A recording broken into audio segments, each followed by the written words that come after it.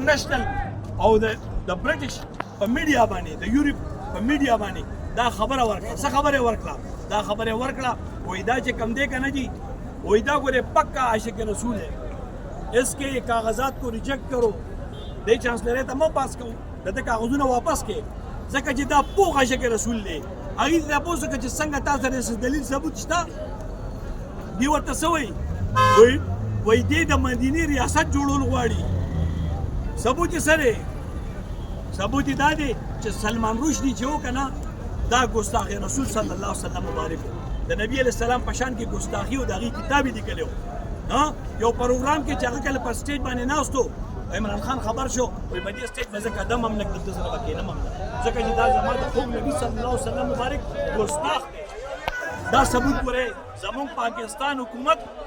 او زمونږ د ټولو میډیا او زمونږ دا څونه اهلکار چې دي دا ثبوت هلته ورکړو په انټرنیشنل میډیا دا خبره وچلوله وایي دا کاغذونه وله کینسل کړه او دې بل څه کوي وایي دا دې طالبان خوښوي دې د پردي شوقي دی